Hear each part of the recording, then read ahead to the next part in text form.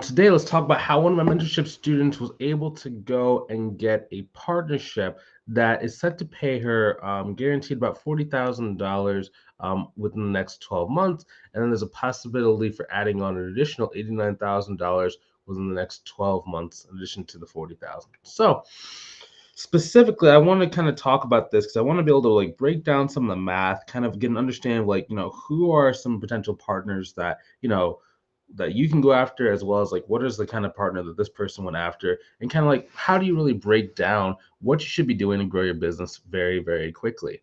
Now, the one thing to note is that it's not always just about the number of the clients. Oftentimes, your pricing is going to dictate how easy it is to go and like hit a high revenue goal, as well as choosing a marketing strategy that allows you to be able to get multiple clients at the same time. So when you mix having a really good understanding, clear way to like price your services, and you have a really great way to go and get multiple clients at one time, it comes together and forms a perfect storm that allows you to be able to do this. Like if this deal, how it currently is written, is about $40,000 per year. So basically, what it looked like. So there was about in the first case, it was about 22 clients that were basically going to pay $800 for like a very short cleanup. So oftentimes, like for this particular partner, one of my students basically went to it's like a startup like consultant.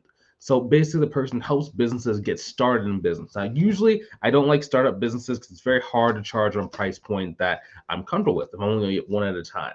But if you get a pool of them all together, a bunch of small pieces add up to make a really, really nice size contract. So for the 22 people, they basically paid my student $800. That's $17,600 right out of the gate. And then 50% of them needed monthly services as well. So for that, it's 11 times about, for these ones, basically what they did was my student is charging a fee and the partner is charging like a fee on top of it. So it's kind of, it's a mixture of like a subcontract with like a white label. So the ladies is basically kind of saying that, hey, the student mentorship program is like an affiliate of my team. So I'm going to charge you directly. And I'm going to pay her like on the back end. So it kind of works out like that. So since these businesses are very small, like they're between like 100,000 to about like 250 per year, they're paying. I think 10 of them are paying her about $250 per month. One is paying $500 per month. Okay, so altogether it comes out to about $3,000 per month. And they each signed. It's not like the client signed a contract. Basically, what happened was the lady got a grant from the government to basically support small businesses in a particular city. So out of that fund, they had to like work with a specific number of clients, and they have like certain like things they have to do with the money. So basically, from that deal, they're basically set to go with her or with my student for 12 months for this contract. It's like the contracts, I think it's like good for like 1 year. So 3,000 times about 12 is about $36,000. So if you add that to the 17,000 that she's already gotten, so what, 17,600, that's about 53,600. Sorry, I was a little bit off when I like wrote the title of this video. It happens sometimes. Now, the cool thing about this partnership is that was just one city. My student's partner just got approved for 2 more cities. So that number can actually be multiplied by 2, depending on a couple of different factors. So we're not going to count those chickens before they hatch, but if something similar happens, let's say that let's say each city provides half as much as what the first city did. So let's say that it's going to be, let's say that it's going to be like, we'll say like 11 people or 11 different businesses times 2. So 22 businesses times, we'll say about this one, they made a deal to like charge more for the cleanups. So about $1,000 a cleanup, right? So that means that there's $22,000 available up front. And then if we do the exact same thing, so it'll be an extra, what is that, $3,000, right? Because we're going to assume 11 clients out of the 2 cities. So there's 22 clients. 11 of them are also going to need monthly services. That's another $3,000 a month. So if you add $3,000 times 12, plus, what is that, 22,000, that could be an additional $58,000 if both cities do half as much as what the first city did. So that could be right there. What's 53,600 for the first year? Plus, if we get 58,000 from the same year with the second deal, that's about $111,600 from the one partnership. That is amazing. If I would have known that when I got started, I could just go after people and then I'd be able to go and make this much money just from one partnership, you would never have seen me do any other type of marketing. Okay. Now, we're going to talk about how do you go and actually accomplish a partnership like this? How do you kind of lock in the deal by the end of this video? So also, if you're watching this thing live, type in hashtag team live because I'll make it a little bit more interactive. If you're catching this thing on the replay, go ahead and write down hashtag team replay. I'm asking you to comment this stuff so it gets shown to more people. So that kind of encouraged me. Like the more viewership we get, the more that I actually want to do this. Like if I'm not getting any views, there's no point. I can do better stuff in my time. I can go walk outside, get some exercise. Also, if you want some help growing your business, but maybe you just don't know exactly what you don't know, and you know there's a faster path to success, like you see the student just got one partnership and she's already made six figures versus maybe you've been working for 3, 6, 12 months and you're not really at your goal yet. If you want help, go ahead and click the link inside the description below. I'd love to see if we can help you out inside of our program.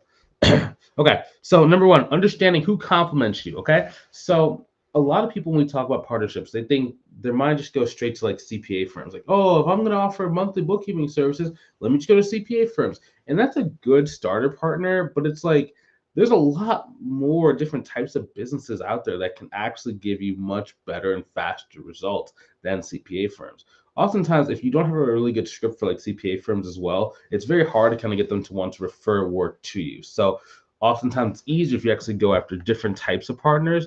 Awesome. I see Ola Watson said hashtag team live. Good to see you. Now, what we're saying, choosing good partners is really, really important. So I'm always thinking about, okay, so let's say that I have like a particular industry or a particular group of clients that I like working with. Who are people that are going to be talking to them, influencing them, connecting with them, referring them? Okay. I'm looking at banking. I'm looking at financial advisors. I'm looking at influencers. I'm looking at business coaches, business consultants. I'm looking at website designers. I'm looking at niche specific web apps. I'm looking at IT consultant. There's a million different types. You can even get pastors if you work with churches. You can go after like hair salon schools if you work with like hairstylists or barbershops or cosmetology schools. Like there's a million different types. So you have to be very, very creative. Who are your existing clients or who are some of the clients you'd want to work with? And then just look around at who's already talking to them. You can actually go look at someone's social media profile. So let's say that you know that you want to go and talk to a construction company. Okay, you like construction companies. Go into a couple of construction companies that you'd actually want to work with. Find out who the owner is, and then go to their LinkedIn profile to see all different connections of different business owners that are there. If you make that list, you're going to see a couple common patterns. Like it might be like there might be like building association, there might be like homeowners association, there might be interior designers, right? And then make that list. From there, start thinking of how do you actually get on their radar. So number one way I like doing is through LinkedIn, okay? Because it's a very, very relaxing way to kind of get inside of the door. Hey, Kentrella, I just saw you come inside. Good to see you. Good to see you. We just did an interview actually a couple days ago. If you could send me that interview, I can actually post it inside of this group, Kentrella. But that's what we're saying. Being able to get on the radar is going to be very important, right? And LinkedIn is made for networking and connection.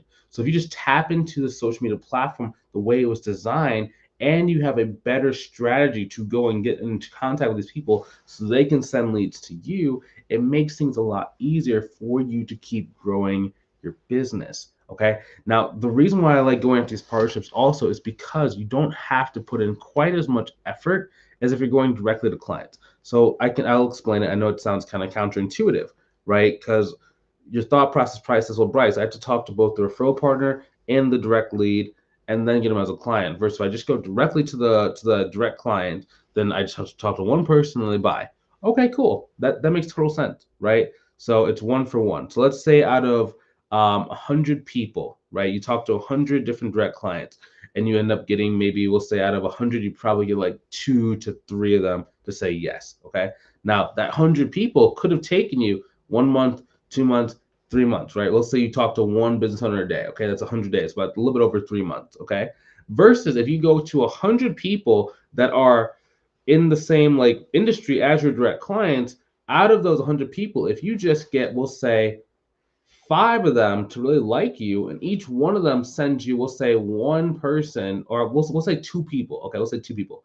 If each one of the 5 sends you 2 leads, you automatically have 10 new clients. So for the same unit of energy, you got twice as many clients from here as you did as a direct client.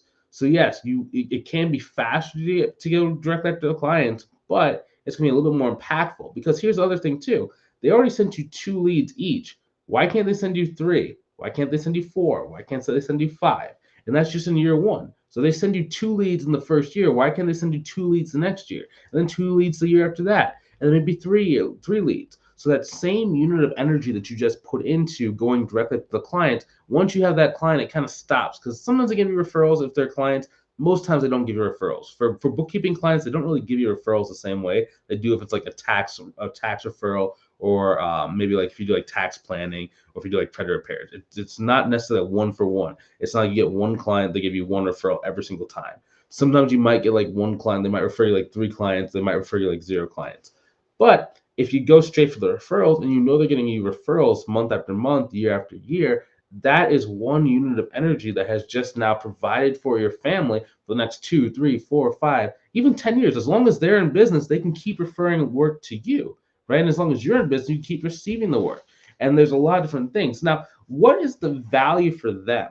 So why would they be sending you leads? Like what's in it for them? Well, a couple different ways. You can do subcontracts, you can do straight referrals, you can even do a referral fee. So when it comes to subcontracts, now this is basically when like a company, like for example, in this example, the person like helps business startups with like various different business services.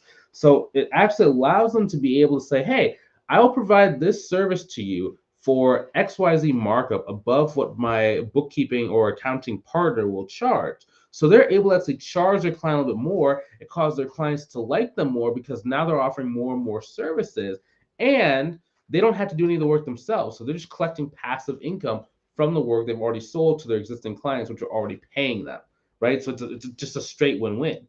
Another way they can really work with you is by referring work. So sometimes what happens is, like, let's say, for example, there is a CPA firm. Some CPA firms only want to do taxes and tax planning, right? But they still know that bookkeeping work is good for retaining clients.